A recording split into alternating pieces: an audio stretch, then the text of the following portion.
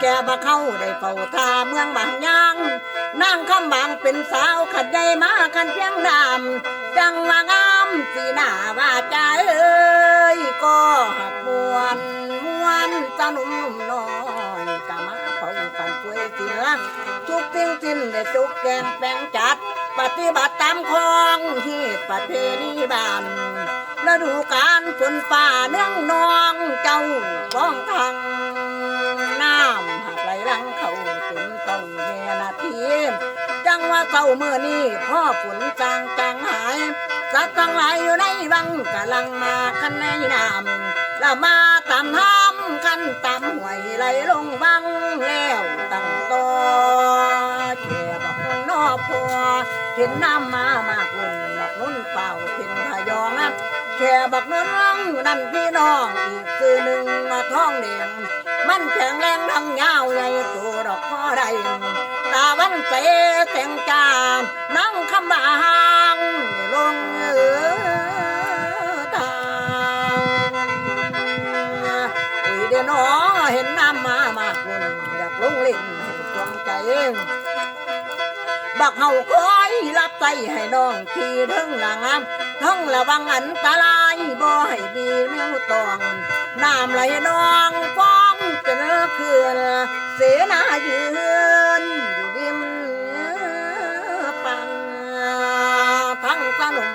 น้อยคอยเป่ากันรักษาบักเฮาเกียดขันนั่นตัวผู้ขาเป็นมนุษย์คือเขาสิเอานางคำบางเป็นยิงเมียนอนสอนอ่อนซ้อนหลายตั้งแต่มันละคันเป็นแก่ห่างยาว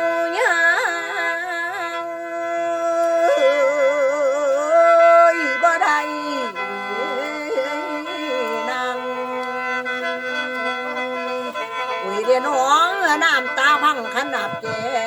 มเล่นน้องจังแม่นงามละบ่ถน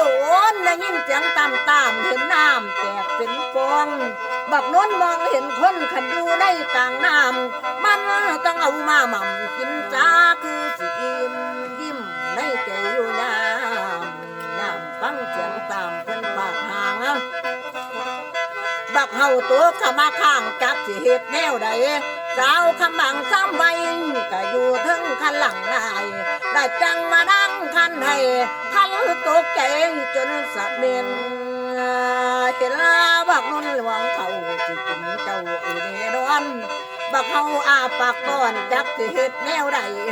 บักเฮาอาปากก้อนเดียวเบิ่งคำบังลาอีนางมองคันหูตาว่าเข้ามาในพี่ให้คำบางมาลีหลบภัยอยู่ในปากสะดึงปากอยู่หลังคันพี่เฮาเขากินเจ้าว่าอีลีละพ้องคำบางเขาลีอยู่ในปากของกลุ่มพี่บักนนมีโมโหเป็นทายานดอกมาไก่ละว่าบักเฮาเอ้ยคันมึงดีมึงคงได้คันกูดีกูต้องอยู่อุ้ยเดนอผู้ยืนดูอยู่ปังน้ำฟังเสียงห้องบอกตัวแก้ว